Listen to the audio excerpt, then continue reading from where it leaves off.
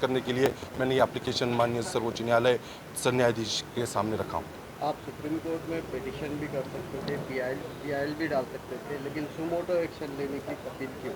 देखिए, क्योंकि ये matter already high court, Bombay high court के सामने है और बॉम्बे हाई कोर्ट के सामने जब ये मैटर होता है तो हम सबको ये जानकारी है कि जब मैटर हाई कोर्ट में है तो सुप्रीम कोर्ट में जाना उचित नहीं है।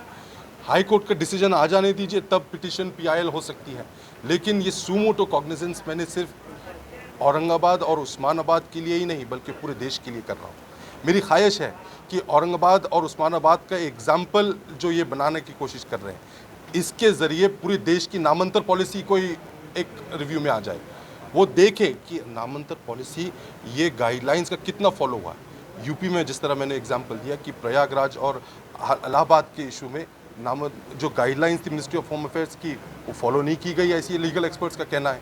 तो जब तक जुडिशियल इंटरवेंशन नहीं होता है तब तक मैं समझता हूं कि नामांतर के इशू पर राजनीति चलते रहेगी। वजारत दाखिला की जो गाइडलाइंस है वो कितनी है और यहाँ पर उस पर कितना अमल हो रहा है या नहीं हो रहा है नामांतर? देखिए, 5 गाइडलाइंस हैं home ministry of home affairs की। इन 5 गाइडलाइंस का मेरा मानना है कि इनका पूरा इम्प्लीमेंटेशन नहीं हुआ। गाइडलाइंस जो पहला गाइडलाइन कहती है कि आप नामांतर तब तक मत करिए जब तक ज़रूरत हो।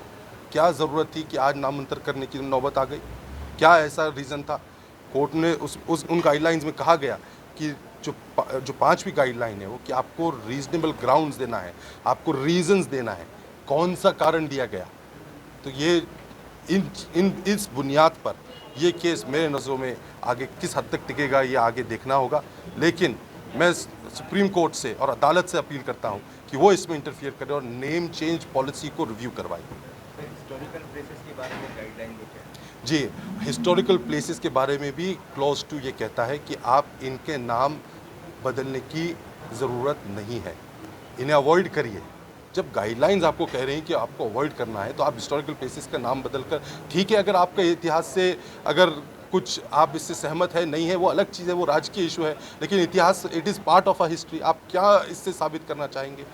आज समाज में तेढ़ निर्माण हो रहा है, आज शहर में वातावरण ख़राब करने की कोशिश की जा रही है। तो मैं जुडिशरी से अपील करूँगा कि अगर वो इंटरफियर करते हैं, इसमें प्रोविजन है आर्टिकल 32 के तहत कि सुप्रीम कोर्ट इसे सुमोटो कॉग्निजेंस ले ले।